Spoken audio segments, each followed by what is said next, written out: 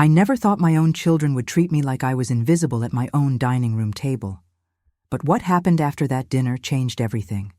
And let me tell you, sometimes justice comes when you least expect it. If you've ever felt overlooked by your own family, this story is going to hit you right in the heart. Don't forget to hit that like button and subscribe to the channel, because stories like this one need to be heard. My name is Margaret, and at 74 years old, I thought I had seen it all. I raised 4 children in this house, worked 2 jobs to put food on this very table, and sacrificed everything to make sure they had opportunities I never had. For decades, this dining room was the heart of our home, filled with laughter, arguments, celebrations, and comfort. Every Sunday, without fail, the whole family would gather here. It was sacred to me. This tradition I built from nothing. But somewhere along the way, things started to change. My children grew up, got married, had their own kids, and suddenly I wasn't the center of their universe anymore. I understood that, really I did. What I didn't understand was how I went from being the matriarch of this family to feeling like a burden they had to tolerate. It started small. David, my eldest, would arrive late to Sunday dinners, always checking his phone during conversations. "Work emergency, Mom," he'd say, barely looking up. Lisa would show up, but spend the entire meal talking about her expensive vacations and designer purchases, never asking how I was doing. Michael brought his new wife, Jessica, who had opinions about everything in my house, from my cooking to my furniture to the way I arranged my photos. And then there was Sarah, my youngest, who seemed to have inherited her siblings' sense of entitlement without any of their redeeming qualities. The daughters-in-law were a particular challenge. Jessica treated my home like it was hers to redecorate, constantly suggesting I update things or modernize my style. Patricia, Michael's wife, had this way of talking about me like I wasn't sitting right there. "Oh, you know how older people are," she'd say to the others when I'd forget something minor or need them to speak up. And Carmen, Sarah's partner, seemed to think every family gathering was an opportunity to lecture me about how things were different in her day. But I kept trying. I kept cooking elaborate Sunday dinners, setting the table with my good china, buying groceries I could barely afford on my fixed income. I wanted to maintain this tradition, this connection to my family. I told myself that they were just busy, just stressed, just going through phases. Parents make excuses for their children long past the point where those excuses make any sense. The breaking point came on what I now think of as the dinner. It was my 74th birthday, though none of them seemed to remember that fact. I had spent all day cooking their favorite dishes, pot roast for David, because he always said mine was better than his wife's. Homemade apple pie for Lisa, using the recipe my mother taught me. Michael's favorite green bean casserole, made from scratch. And Sarah's preferred mashed potatoes, whipped until they were perfect clouds of comfort. I set the table with extra care that day. My grandmother's lace tablecloth, the good silverware that I usually saved for Christmas, fresh flowers from my garden arranged in the crystal vase my late husband gave me for our 20th anniversary. I even wore the dress I'd bought for Lisa's wedding, the one they all said made me look elegant and youthful. I wanted everything to be perfect. They arrived in their usual staggered fashion, but something felt different from the moment they walked in. There was an energy among them, a shared knowledge that didn't include me. They exchanged glances I couldn't interpret, had quiet conversations that stopped when I entered the room. I tried to shake off the feeling that something was wrong, focusing instead on making sure everyone was comfortable and well-fed. We sat down to dinner, and that's when the silence began. Not the comfortable quiet of people enjoying a good meal, but the deliberate, calculated silence of people who had collectively decided to exclude someone. I tried to start conversations, asking David about his promotion, Lisa about her recent trip to Europe, Michael about his kids' school activities. Their responses were perfunctory, delivered without eye contact, as if they were obligated to answer but couldn't be bothered to engage. "How was your week, Mom?" David asked at one point, but before I could answer, he was already turning to Jessica to discuss their weekend plans. When I tried to contribute to their conversation about vacation destinations, They talked over me as if I hadn't spoken at all. Lisa mentioned needing help with her mother-in-law's care situation, discussing it with the others as if the irony of asking for advice about elder care while ignoring their own mother was completely lost on them. The daughters-in-law were particularly cruel in their indifference. Jessica rearranged the items on the side table without asking, making comments about how cluttered everything looked. Patricia took phone calls at the table, stepping away for hushed conversations that seemed urgent enough to interrupt dinner but not important enough to share. Carmen spent most of the meal texting, occasionally showing funny videos to Sarah, but never including me in the joke. I sat at the head of my own table, surrounded by my own children, feeling more alone than I had since my husband died 8 years ago. Every attempt at conversation was met with distraction or dismissal. When I mentioned that Mrs. Henderson next door had been in the hospital, they barely acknowledged the information. When I tried to share a funny story about something that happened at the grocery store, they continued their own discussions as if I hadn't spoken. The worst part wasn't just being ignored. It was the way they talked around me, about me, as if I were a piece of furniture they had to navigate around. "We should probably start thinking about Mom's future," Michael said to David, not bothering to lower his voice or include me in the conversation. "I mean, this house is way too big for her now." "The upkeep alone must be overwhelming," Jessica added, gesturing around the room with barely concealed disdain. "And the neighborhood has really changed. It's probably not the safest place for someone her age." They discussed my life, my home, my future, as if I weren't sitting right there. They talked about my finances, my health, my capabilities with the casual certainty of people who believed they knew what was best for me. Lisa mentioned looking at facilities for me, places where I could be around people my own age and wouldn't have to worry about maintaining such a big house. I felt invisible and scrutinized at the same time, ignored and judged simultaneously. They were planning my life without me while treating me like I didn't exist. The conversation moved from my living situation to my driving, from my ability to manage my finances to whether I was eating properly, living alone. All of this discussion happening around me, about me, without ever asking for my input or acknowledging that I was an adult capable of making my own decisions. "Mom's been having some memory issues," Sarah said to Patricia, as if I couldn't hear them. "Last week she called me asking where she put her keys, and they were in her hand the whole time." That incident had been a momentary confusion after I'd had dental work done and was still groggy from the anesthesia, but Sarah presented it as evidence of cognitive decline. They seized on every small mistake, every moment of forgetfulness, as proof that I was no longer capable of living independently. Meanwhile, none of them seemed to remember that it was my birthday, that I had spent all day cooking their favorite foods, that I had been taking care of myself quite successfully for years. The dinner dragged on, each course I served met with polite but distant thanks, as if I were the hired help rather than their mother. They complimented the food to each other, but not to me. "This apple pie is amazing," David said to Lisa. "Mom always was a great baker," Lisa replied, speaking about me in the past tense while I sat 3 feet away. I watched my children, these adults I had raised and sacrificed for, and felt like I was looking at strangers. When had they become so callous? When had they started viewing me as a burden rather than their mother? I thought about all the times I had put their needs before my own, all the dreams I had deferred, all the comfort I had provided when they were scared or hurt or confused. This was what I got in return? To be treated like an inconvenience in my own home? As dessert was being served, I excused myself to the kitchen, needing a moment to collect myself. I stood at the sink, looking out at the garden my husband and I had planted together, fighting back tears of hurt and frustration. Through the doorway, I could hear them continuing their planning session, their voices carrying that particular tone people use when they're discussing a problem they need to solve rather than a person they love. That's when I heard the doorbell ring.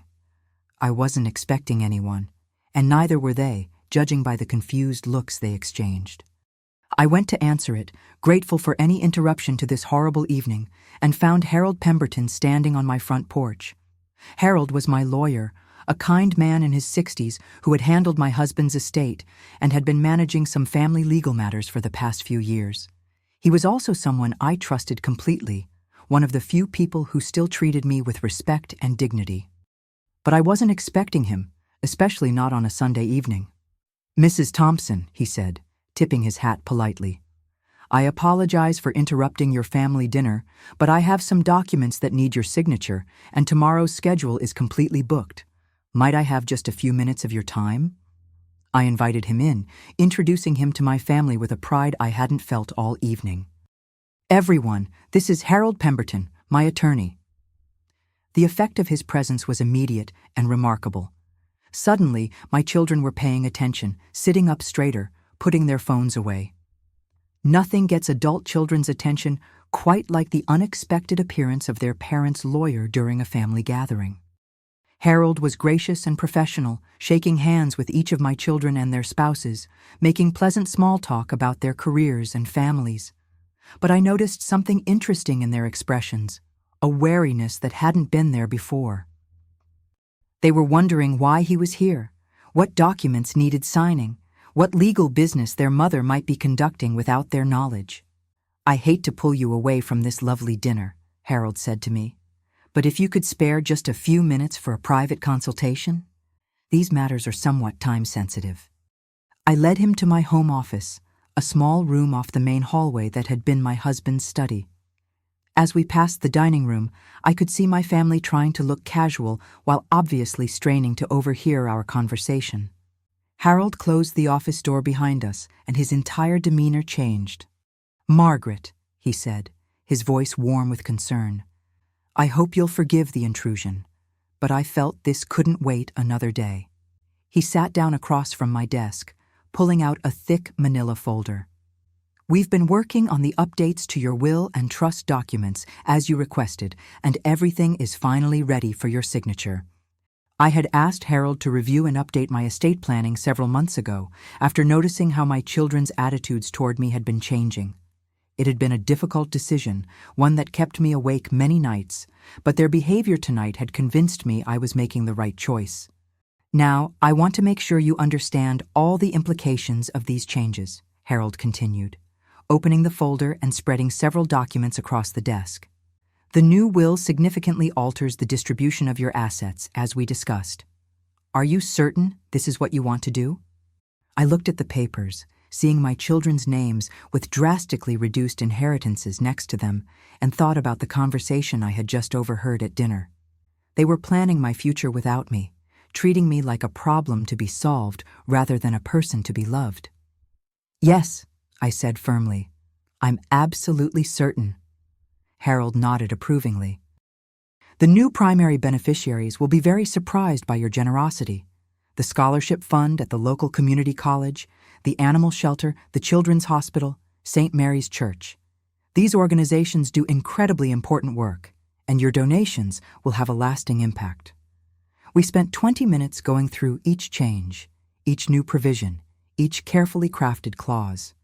My children would still inherit something, but not the windfall they had been expecting and clearly planning for. The bulk of my estate would go to causes I cared about, organizations that had shown me more respect and gratitude in recent years than my own family had. "There's one more thing," Harold said, pulling out a separate document. "The provision we discussed regarding your house. You're certain about this decision as well?" I thought about Jessica's comments about redecorating, Michael's suggestions that I downsize, their casual discussion of selling my home out from under me. "Yes," I said. "I'm certain about that too. The house would not be inherited by any of my children. Instead, it would be sold, with the proceeds going to my charitable beneficiaries. They could discuss my living situation all they wanted, but they would not be profiting from it." As I signed each document, I felt a weight lifting from my shoulders. For months, I had been carrying the burden of their disrespect, their entitlement, their casual cruelty. Now I was taking back control of my own life and legacy.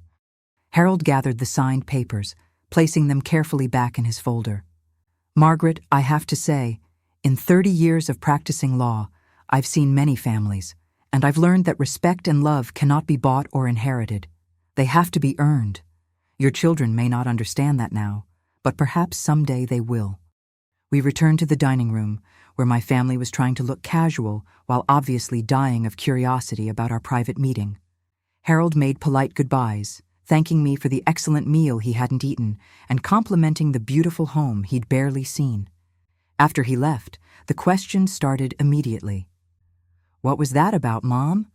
David asked, trying to sound casual but failing completely. "Just some routine legal matters," I said, beginning to clear the dessert plates. "Nothing that concerns any of you." But of course it did concern them, more than they could possibly know at that moment. They pressed for more details, suddenly very interested in my affairs after hours of treating me like furniture. I deflected their questions politely but firmly, enjoying their obvious discomfort more than I probably should have. The rest of the evening passed in a strange tension. My children were suddenly attentive, asking if I needed help cleaning up, commenting on how good the meal had been, making awkward attempts at conversation. It was too little, too late, but I played along, curious to see how long this newfound consideration would last. They left that evening with promises to call more often, to visit more regularly, to be more involved in my life. I smiled and hugged them goodbye, knowing that these promises were motivated by curiosity and concern about their inheritances rather than genuine love or respect for me.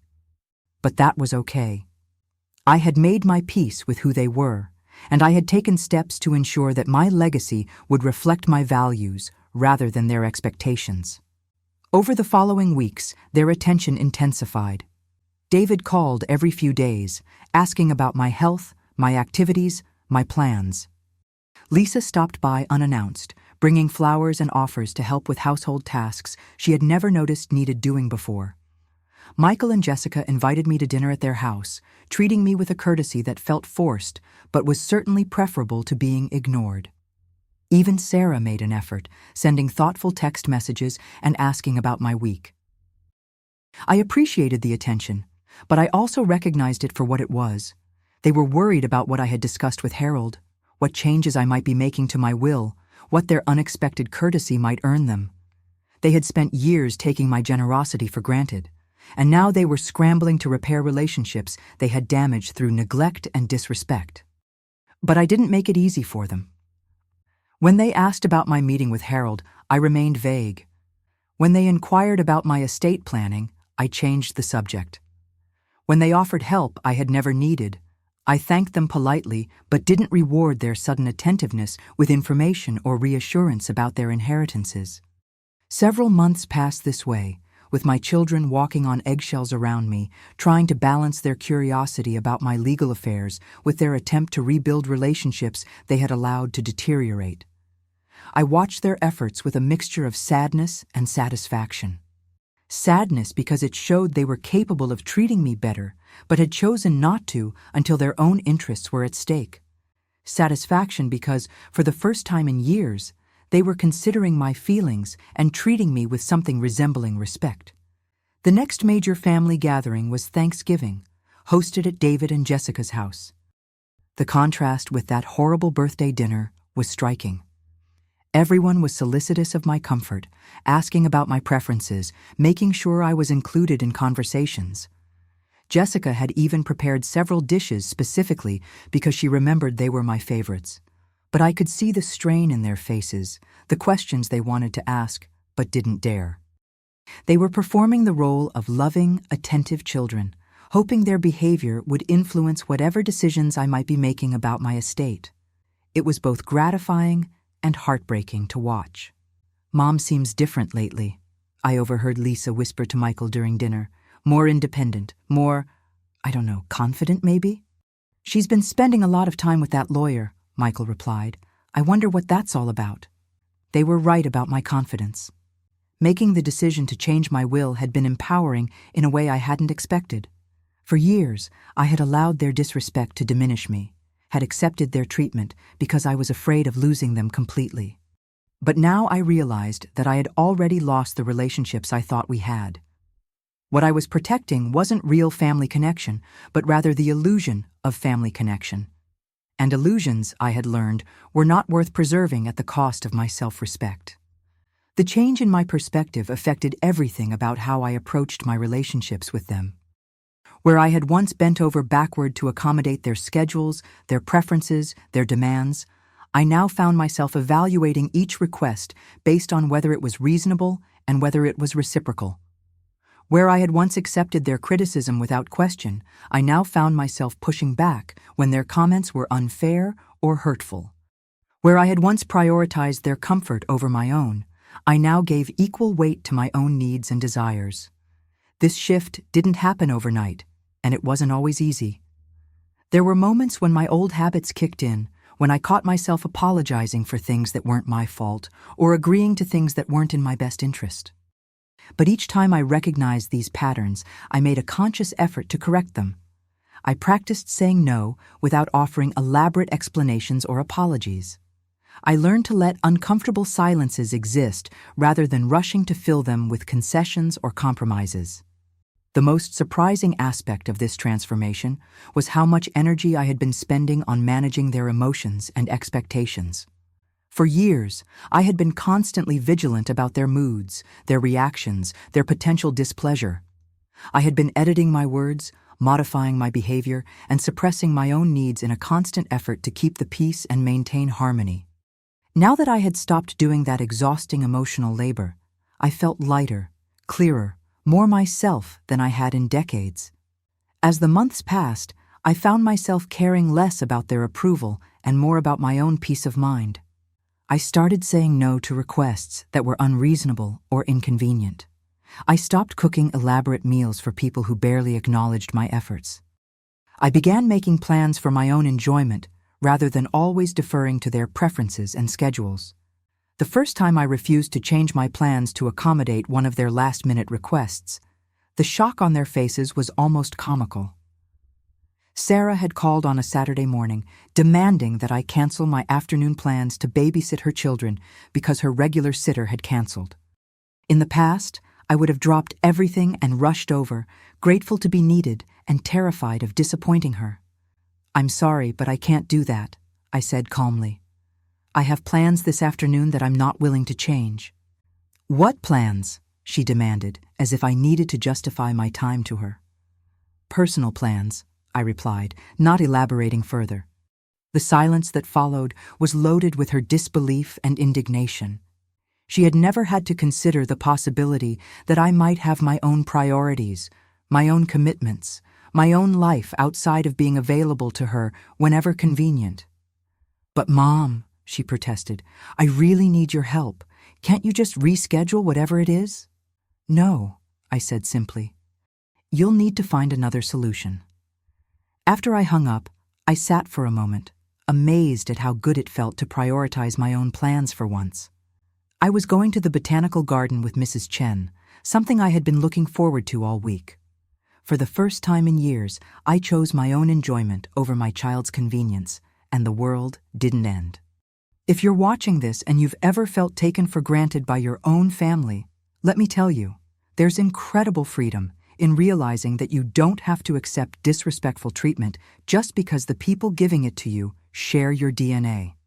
Blood relations don't automatically deserve unlimited patience and forgiveness, especially when they show no inclination to change their behavior or acknowledge their mistakes.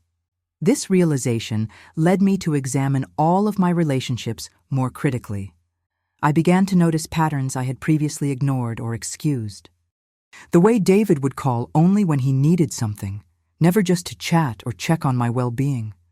The way Lisa would dominate conversations, turning every topic back to herself and her concerns. The way Michael would make decisions that affected me without consulting me, assuming I would simply go along with whatever he decided. The way Sarah expected me to be endlessly available while rarely reciprocating when I might need support. These weren't new behaviors. They had been developing for years, gradually and subtly enough that I had adjusted to them without fully recognizing how damaging they had become. Like the proverbial frog in slowly boiling water, I had adapted to increasing levels of disrespect and neglect until I barely remembered what healthy family relationships looked like.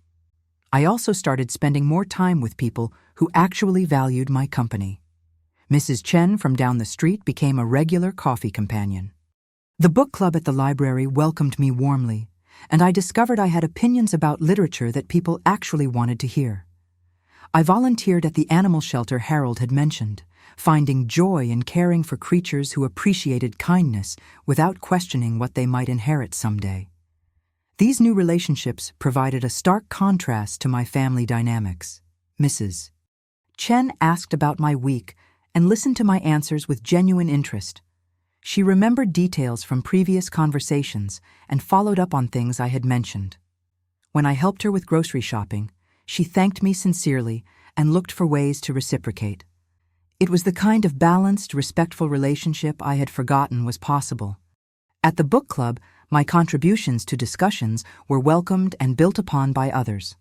When I disagreed with someone's interpretation of a novel, we had animated but respectful debates.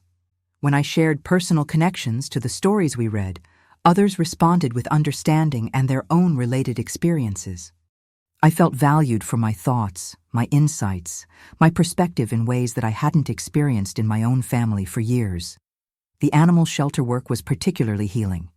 The dogs and cats didn't care about my age, my assets, or what I might leave them in my will.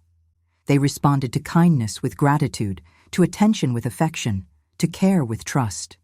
There was something pure about those interactions that reminded me of what relationships could be when they weren't complicated by hidden agendas or unspoken expectations. My children noticed these changes too. "Mom's never home anymore," Sarah complained during one of our phone conversations. "Every time I try to visit, she's out somewhere." I didn't point out that Sarah had rarely tried to visit before my meeting with Harold, or that her sudden interest in my whereabouts coincided perfectly with her curiosity about my legal affairs. Instead, I simply told her that I had developed some new interests and was enjoying exploring them. "But what about family time?" she pressed. "What about Sunday dinners?" I had discontinued the Sunday dinner tradition after that disastrous birthday meal. The decision hadn't been dramatic or announced with fanfare. I had simply stopped extending the invitations, stopped spending my weekends shopping and cooking and cleaning for people who treated the gatherings as obligations rather than gifts. If my children wanted to see me, they could make specific plans and show up on time. I was no longer willing to spend my weekends cooking elaborate meals for people who treated the invitation as an obligation rather than a gift. Family time happens when family members treat each other with respect and consideration, I told her. "When you're ready for that kind of relationship, let me know, and we can talk about regular visits." This directness was new for me, and I could tell it surprised her. For years, I had absorbed their criticism, their neglect, their casual cruelty without defending myself or setting boundaries.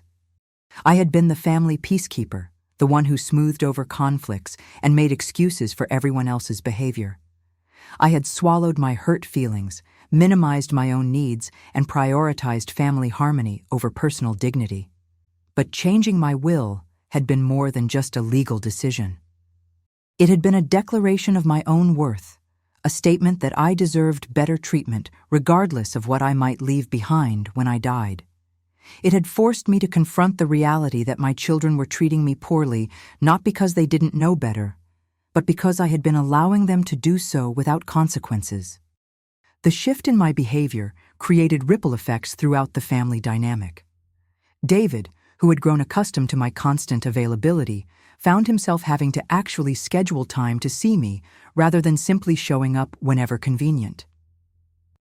Lisa, who had relied on my emotional labor to manage family relationships, discovered that she would have to put in her own effort to maintain connections. Michael, who had assumed I would always defer to his decisions, learned that he would need to actually consult me before making choices that affected my life. The second major turning point came almost a year after that birthday dinner, when David announced that he and Jessica were getting divorced. The marriage had been troubled for years, but they had been maintaining appearances for the sake of their careers and social standing. Now that facade was crumbling and David was facing the reality of dividing assets, sharing custody, and rebuilding his life, the news didn't come as a complete surprise. I had watched their relationship deteriorate over the years, seen the way they spoke to each other with barely concealed contempt, noticed how they seemed to compete rather than collaborate in their parenting and social interactions. But David had always presented their marriage as successful and stable, part of his carefully constructed image of having everything under control. When the facade finally cracked, it happened all at once. Jessica filed for divorce on a Wednesday, and by Friday, their separation was the subject of gossip throughout their social circle. David's business partnership was affected because Jessica's father was a major investor. Their children were struggling with the sudden upheaval. The house they couldn't afford on one income would have to be sold. Everything David had built his identity around was falling apart simultaneously. He came to see me on a Tuesday evening, looking exhausted and defeated. For the first time in years, he seemed to need me, not for what I might give him, but for who I was, his mother, someone who had loved him unconditionally, even when he had failed to return that love. "I don't know what I'm going to do, Mom," he said, sitting at my kitchen table with his head in his hands. "Everything is falling apart. The house, the kids, the business. I feel like I've made such a mess of everything."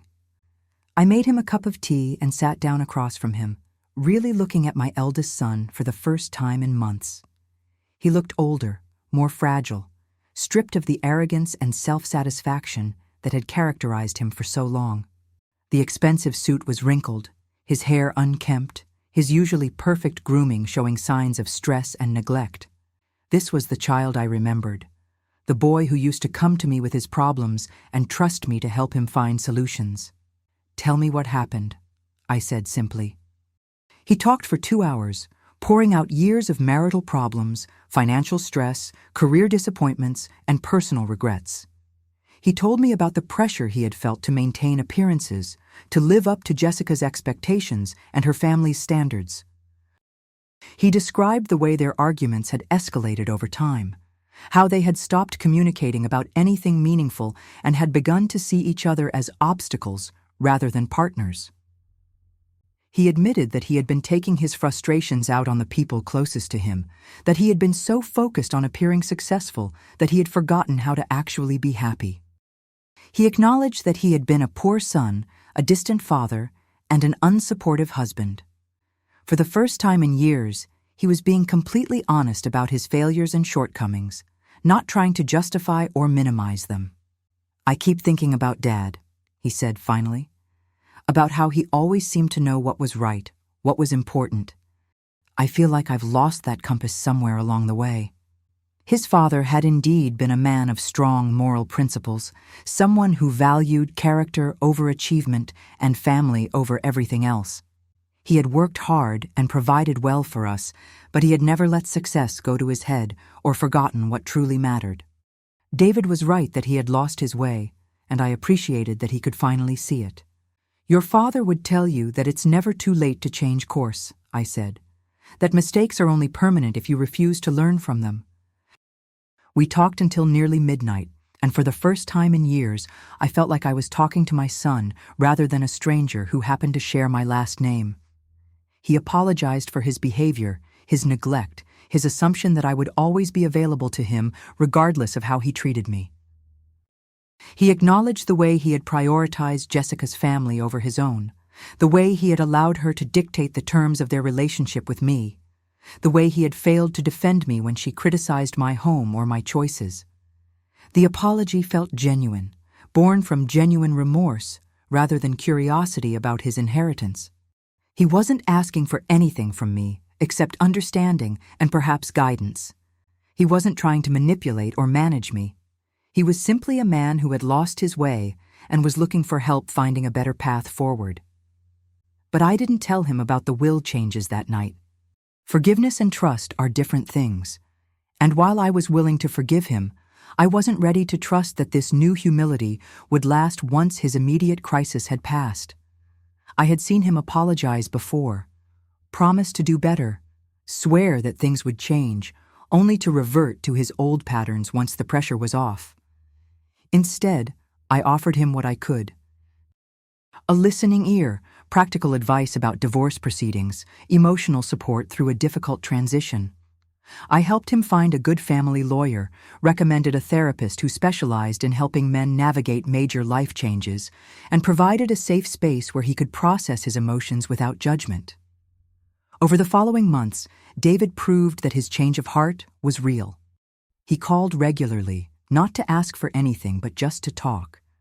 He brought his children to visit, not because he needed a babysitter, but because he wanted them to know their grandmother. He helped with household repairs and yard work without being asked, and when I protested that I could handle these things myself, he said he enjoyed the work and the time together. More importantly, his interactions with me became more genuine and reciprocal. He asked about my activities and listened to my responses with interest. He sought my advice on parenting decisions and actually followed through on my suggestions. He included me in decisions about his children's education and activities, treating me as a valued family member rather than a peripheral figure to be managed. The relationship between David and his children improved dramatically during this period as well. Without Jessica's influence and the pressure to maintain appearances, he became more present and engaged as a father. He started coaching his son's soccer team, helping his daughter with her science projects, and creating traditions that were meaningful to them rather than impressive to others. The children responded to this increased attention with affection and respect that had been missing during the turbulent final years of his marriage. Lisa's transformation took longer and was less dramatic. She didn't face a personal crisis that forced self-reflection, but she seemed to sense the shift in family dynamics and gradually adjusted her behavior accordingly. She stopped talking about money and possessions so much during our conversations, started asking about my interests and activities, and began treating my home with more respect. Her changes were subtler but no less significant. She began calling me more frequently, just to chat rather than to share news or ask for favors. She started remembering details from our previous conversations and following up on things I had mentioned. When she visited, she spent less time critiquing my lifestyle and more time engaging with me as a person. Lisa also made efforts to include me in her social activities in ways she hadn't before. She invited me to gallery openings she attended, introduced me to her friends as someone whose opinion she valued, and sought my advice on personal matters she had previously handled independently. These gestures might have seemed small to an outside observer, but to me, they represented a fundamental shift in how she viewed our relationship. Michael and Jessica continued their respectful but cautious approach, clearly still worried about what Harold and I had discussed, but unwilling to ask directly. Their courtesy felt performative, but at least it was courtesy, which was an improvement over the disrespect I had endured for years. Their interactions with me became more formal and considerate, but also more distant. They were careful not to criticize my choices or make assumptions about my capabilities, but they also seemed afraid to engage with me on a deeper level. It was as if they were treating me like a delicate piece of china, valuable but fragile, to be handled with extreme care. This approach, while preferable to their previous disrespect, didn't feel entirely genuine. I could sense their uncertainty, their calculation, their awareness that they were walking on eggshells around me. They were being good to me, not because they had learned to value our relationship, but because they were afraid of the consequences of continuing to treat me poorly. Sarah took the longest to change, perhaps because she was the youngest and most spoiled. She continued to act entitled and demanding, expecting me to accommodate her schedule and preferences without offering the same consideration in return. But even she began to moderate her behavior as she realized that her siblings were receiving more attention and invitations than she was. Sarah's resistance to change was the most frustrating for me to watch. She would make small improvements in her behavior, enough to show that she was capable of treating me better, but then would revert to her old patterns whenever she thought she could get away with it. She would be considerate and respectful during planned visits, but would still call with demanding requests and expect immediate compliance. It became clear to me that Sarah's changes were entirely strategic.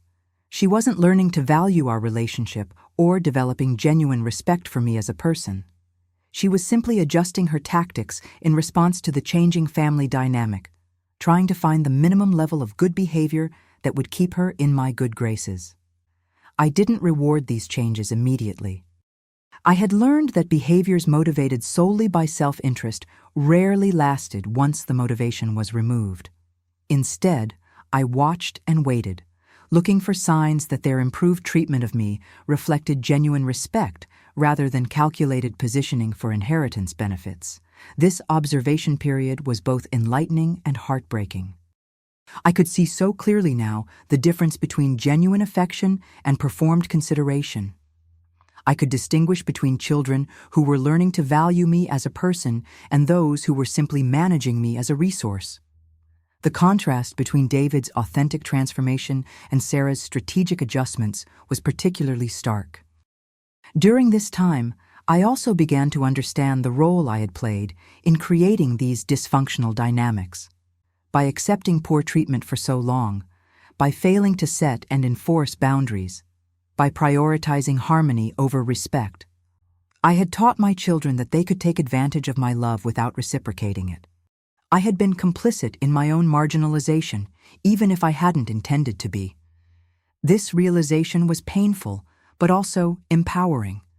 If I had played a role in creating these problems, then I also had the power to change them. I couldn't control my children's choices or force them to respect me, but I could control my own responses and set standards for how I would allow myself to be treated.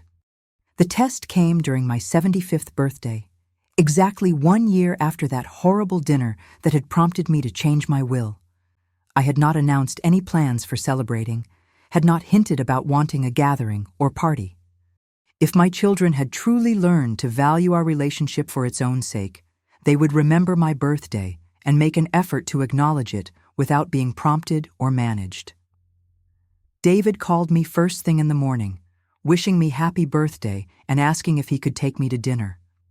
Lisa sent beautiful flowers with a note, thanking me for all the sacrifices I had made for her over the years. Michael and Patricia stopped by with a homemade cake and a photo album they had compiled of family memories. Even Sarah showed up with a heartfelt card and an offer to spend the day together doing whatever I wanted. None of them mentioned inheritance, wills, or lawyers. They seemed genuinely focused on celebrating me and expressing their appreciation for my role in their lives. It was the birthday acknowledgement I had wanted the previous year, arriving exactly when I needed to see it. But the biggest surprise came that evening. Harold called to wish me happy birthday, and during our conversation, he mentioned something that stopped me in my tracks. "Margaret," he said, "I hope you don't mind, but your son David contacted my office last week, not about your will or any legal matters involving you, but because he needed advice about his divorce proceedings. He specifically asked me to handle his case because, and I quote, 'My mother trusts you, and that's good enough for me.'" This revelation moved me more than I had expected. David wasn't trying to get information about my estate planning through Harold. Instead, he was trusting my judgment about people, respecting my relationships, and supporting my choices. It suggested a level of growth and maturity that went beyond simply wanting to stay in my good graces for financial reasons. "There's something else," Harold continued.